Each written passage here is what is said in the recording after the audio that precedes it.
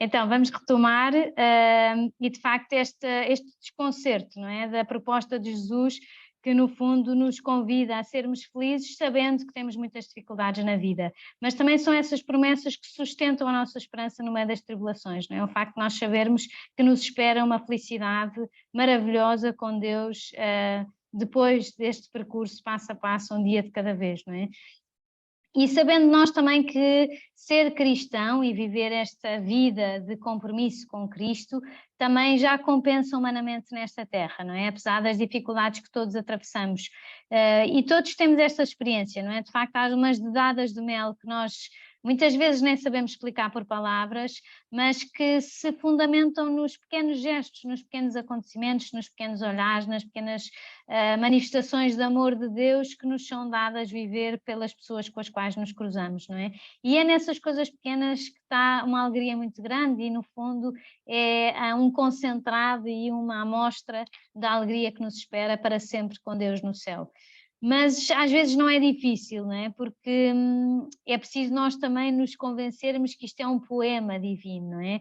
É como um retrato de Jesus, a sua forma de vida, e que nós queremos percorrer também com a graça que Jesus nos concede, não é? Essas bem-aventuranças vão iluminando as ações e as atitudes características da vida cristã, são promessas paradoxais de recompensa e ajuda-nos a olhar para trás e percebermos, perspectivarmos a nossa vida e agradecermos, não é? Pormos-nos a agradecer. E no outro dia ouvi o testemunho de um casal, a Inês e o Tomás, que diziam: é bom fazer planos, mas Deus ri-se um bocadinho de nós, não é? E melhor ainda do que fazer planos é saber adaptarmos às circunstâncias que a vida nos apresenta. E se nós vivermos a vida assim, às vezes ajuda-nos, não é? Porque se ficamos muito agarradas aos nossos planos, ficamos muito agarradas à felicidade que nós tínhamos pensado, quando Jesus nos surpreende sempre, nos quer surpreender sempre.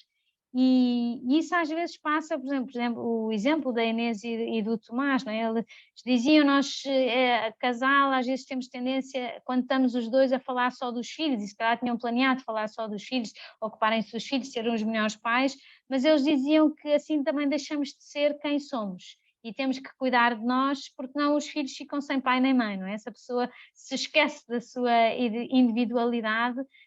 Também os filhos precisam desses pais unidos, amados e que queiram, e é um exemplo se calhar um bocadinho ridículo, mas às vezes ajuda-nos a virar ao contrário a nossa perspectiva para nos abrirmos à surpresa de Deus, não é?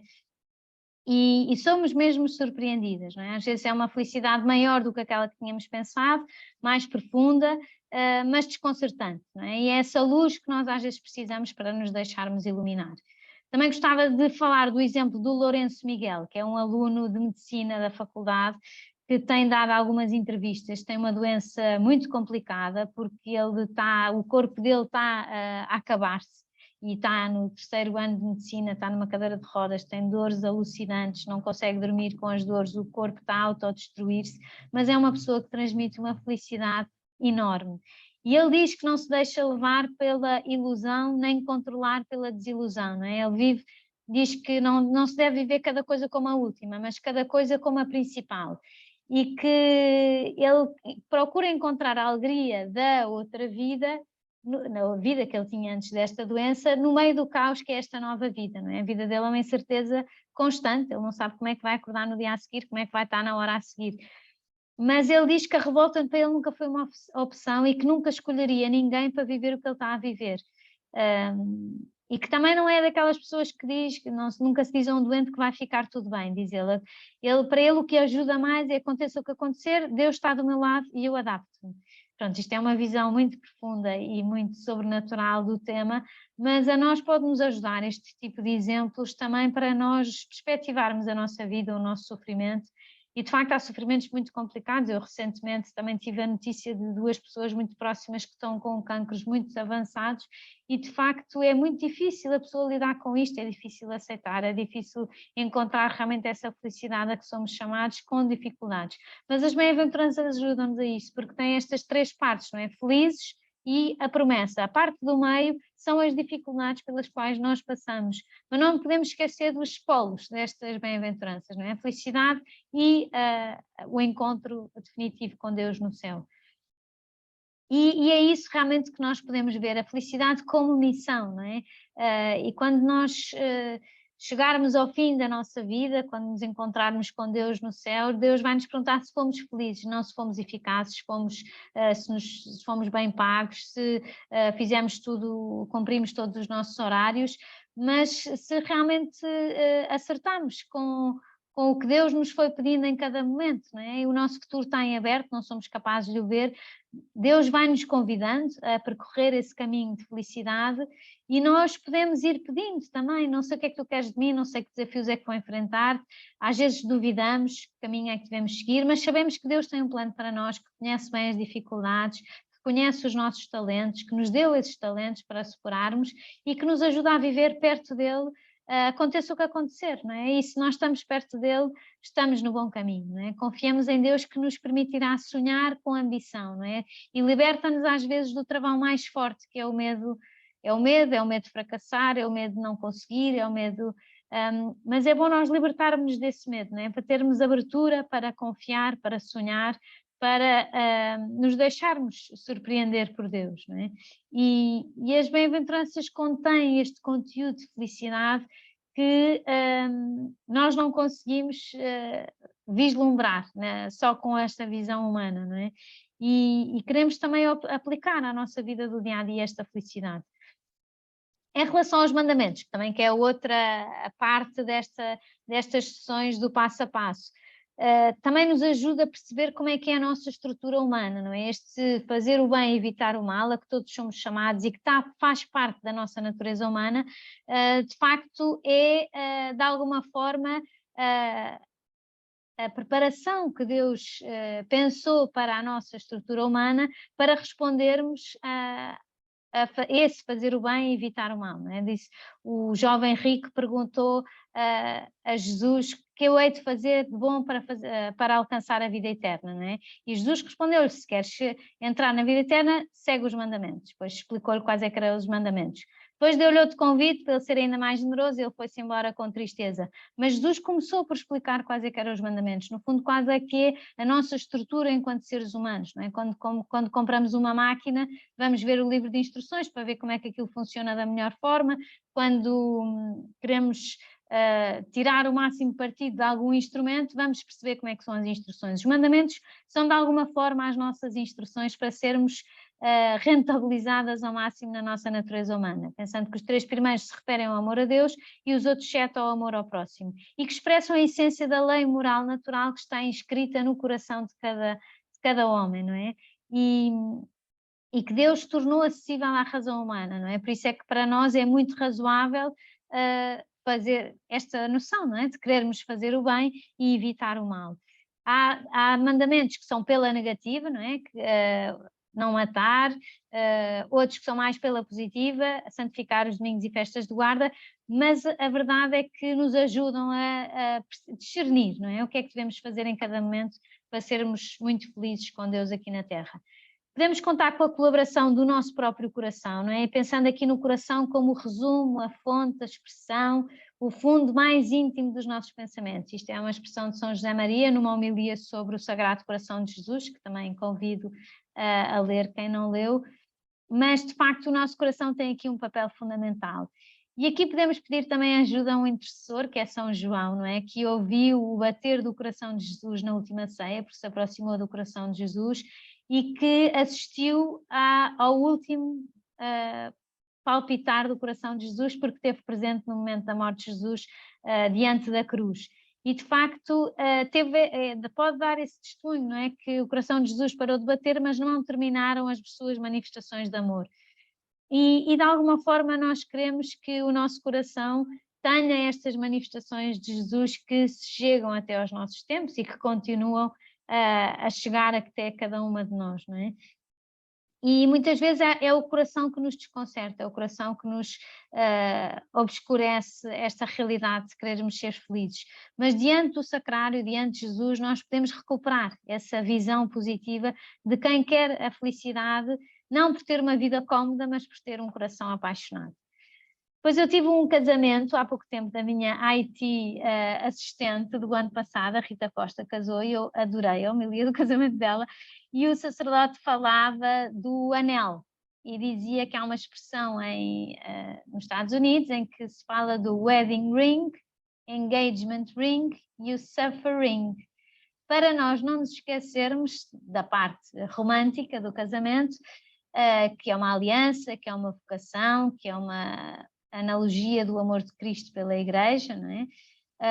Que eles são um do outro, mais do que um do outro, um para o outro, mas que há que contar com este sofrimento, não é? Que não se trata de nos deixarmos iludir de que é tudo lua de mel e que são tudo rosas. De facto, a cruz incomoda porque atrai. Também ouvi isto numa homilia no dia 14 de setembro, que também me ajudou a pensar nesta perspectiva, não é? Às vezes nós pensamos que a cruz nos repugna, mas a cruz incomoda porque atrai, porque nos mostra quem é que deu a vida por cada uma de nós e o que é que Jesus esteve disponível para fazer por cada uma de nós, não é? E isso atrai-nos e interpela-nos para nós também querermos dar a vida para que outros sejam felizes e para conseguirmos também a felicidade no céu. E nessa homilia o sacerdote, não na do casamento, o casamento queria deixar esta ideia do suffering, também achei super bonita, não posso aqui replicar a homilia, foi mesmo bonita, mas na homilia do dia 14 de setembro o sacerdote contou a história da diretora de uma escola pública que quando o governo disse que não podia haver manifestações de religiosidade nas escolas, ela teve pena de ter que tirar a cruz da escola da qual era diretora. E então o que fez foi escrever uma carta ao Ministério a dizer, olha, nenhum dos meus colaboradores é capaz de tirar a cruz da escola, portanto se quiserem venham aqui tirar a cruz, que nós estamos disponíveis para deixar-vos entrar. A verdade é que ninguém do Ministério foi lá, portanto a cruz ficou lá e manteve esse sinal de cristão que está na origem da nossa identidade enquanto portugueses. Mas pronto, isto tem a sua piada, tem o seu contexto, mas ajuda-nos também a apoiarmos nessa cruz porque nos recorda o amor do próprio Deus por cada uma de nós, não é? Isso ajuda-nos, também nos liberta, também nos ajuda a perceber que nós somos o agora de Deus, não é? E que Deus quer contar connosco para dar continuidade a este amor que vai através das gerações. Mas para isso nós temos que nos libertar, não é? Assim como a paixão nos libertou do pecado original, nos resgatou e nos deu a oportunidade de chegarmos ao céu, nós temos que ver a liberdade não como uma possibilidade de escolha, porque só como possibilidade de escolha diminui as hipóteses de escolha, não é? Se nós vemos, como veem muitos adolescentes, não é? Eu sou livre, portanto eu posso escolher o que eu quiser, a partir do momento em que eu escolho, já diminuo, pelo menos essa escolha deixa de ser escolha, não é? Porque já está escolhida, ou diminuo todas as outras, porque escolhi essa, portanto diminuo as possibilidades de escolha. Portanto, a liberdade plena não pode ser só pela escolha, não é?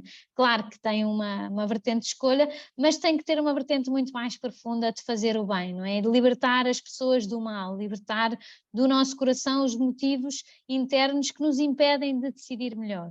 E de facto é este motor principal da liberdade, o amor, que nos pode realmente interpelar a fazer o bem e a escolher esse bem a que somos chamadas para sermos muito felizes aqui na Terra, não é? E pensando que não há ovelhas perdidas, como diz o Papa, só ovelhas que devem ser encontradas. E às vezes somos nós essas ovelhas, outras vezes são outras pessoas que estão à nossa volta, mas aqui somos convidadas a velar, não é? No outro dia fui a uma missa de início do ano letivo dos escoteiros e o sacerdote falava da lema dos escoteiros, sempre alerta, e também me lembrei que nós aqui às vezes podemos estar alerta, não é? Do que é que de facto está a afastar outras pessoas desse caminho de felicidade e qual é que é o nosso papel em facilitar esse caminho em direção a Deus de cada uma das pessoas que se vão cruzando connosco, não é?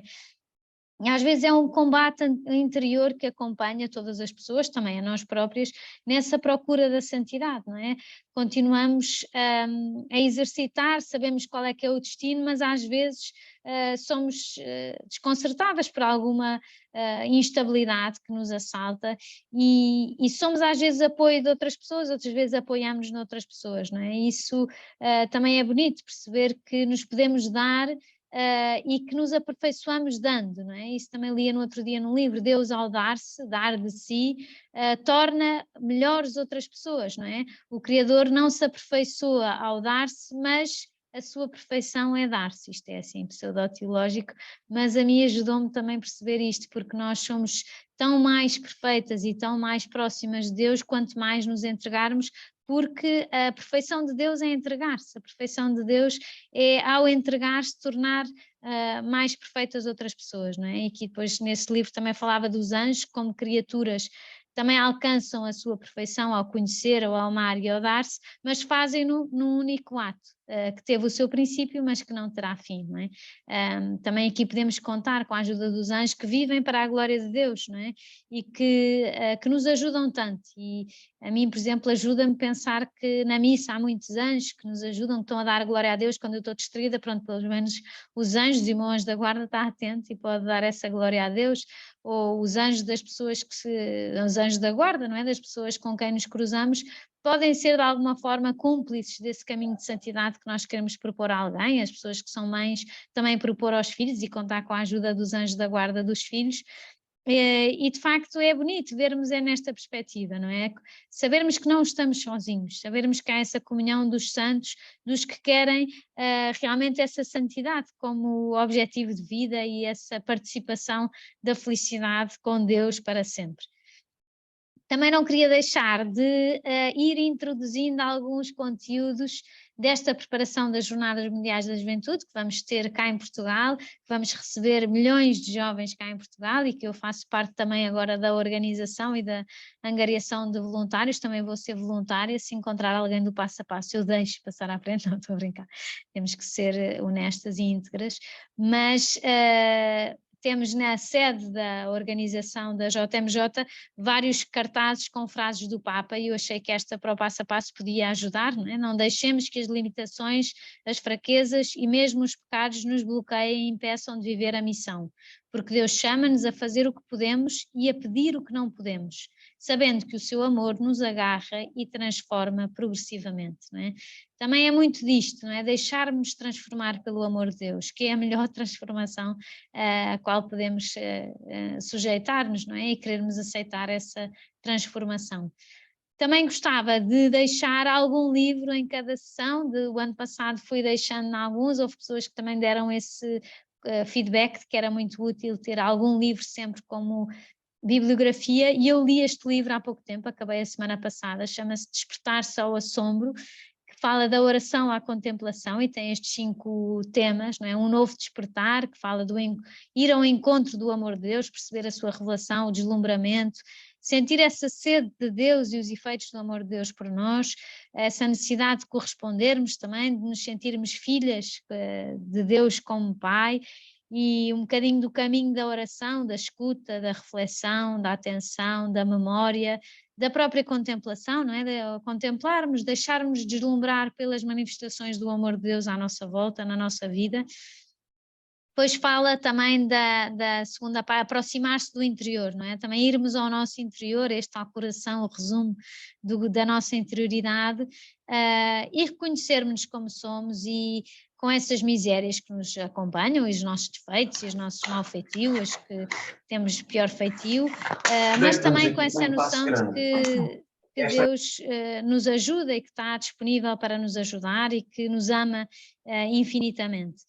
Depois a terceira parte é a contemplação e ajuda-nos a aprendermos com exemplos de pessoas que viviam com Deus no seu dia-a-dia, Nossa Senhora, São José, também nos ajuda a contar com o apoio do Espírito Santo, a deixar-nos alimentar pela Eucaristia, e depois tem assim mais sobre contemplação. Depois tem uma quarta parte, que no fundo depois de nos situarmos quem somos e para onde vamos, olharmos à nossa volta e assumirmos também como nossa a missão da Igreja, não é? De levar a mensagem de Cristo por toda a terra e nos nossos ambientes em que nos movemos. E a quinta parte, no fundo, é a sedução pela eternidade, não é? Somos todas chamadas a experimentar no dia-a-dia o relacionamento com cada uma das pessoas divinas, e também é bonito nós exercitarmos isso, Deus Pai, Deus Filho, Deus Espírito Santo, Também nos fala do amor à cruz e da vontade de Deus, também para nós podermos perceber com mais profundidade e com mais interioridade todos estes desafios da nossa vida, para não vacilarmos nesse caminho em direção a Deus e nessa consciência de que é um caminho de felicidade já aqui na Terra. Mas pensei que realmente poderia ser uma boa proposta este livro, que eu gostei imenso e vale a pena ler e meditar e digerir de alguma forma, para podermos também aprofundar nestes temas. O próximo passo a passo é sobre uma das bem-aventuranças, não é? Bem-aventurados os pobres em espírito, porque deles é o reino dos céus, e por isso é que o tema é o bilhete de entrada no céu, é essa pobreza de espírito e essa consciência de que somos chamados a ser felizes. Também uma das componentes do feedback que eu tive e que foi bastante unânime em algumas pessoas foi a dificuldade de criarmos aqui uma comunidade do passo a passo, porque o passo a passo é este tempo que eu faço questão também de cumprir o tempo, porque penso que compensa respeitar o tempo das pessoas que se disponibilizam para estar aqui 45 minutos nesta sessão. Mas o que me disseram é que se perde um bocadinho o conceito de comunidade do passo a passo. O meu desejo foi que a ida à Fátima pudesse, de alguma forma, colmatar essa ausência do sentido de comunidade, mas pensei que nos dias em que eu conseguir acabar mais cedo, podemos abrir, de alguma forma, o debate, ou a discussão, ou a conversa, para alguém que queira partilhar alguma coisa, fazer alguma pergunta, pensando também que eu aqui vou tentar ser exigente em termos de timing para não ultrapassarmos as 10 da noite, portanto temos aqui 4 minutos que eu vou interromper a partilha da tela, para se alguém quiser dizer alguma coisa, também esteja à vontade. Eu não tenho, os microfones estão em mute, mas é por iniciativa das próprias, eu não calei ninguém. Portanto, se quiserem interromper para dizer alguma coisa, para intervir, para dar algum tipo de feedback em relação a esta sessão ou o passo a passo como um todo, também estejam à vontade, temos 4 minutos, mas também não se sintam obrigadas. Se ninguém quiser falar, também não é obrigatório e vamos felizes e contentes para mais uma noite que nos espera. E eu depois também já envio a gravação às que me pediram e pronto, mas agora vou-me calar para quem quiser dizer alguma coisa também poder ter esse tempo.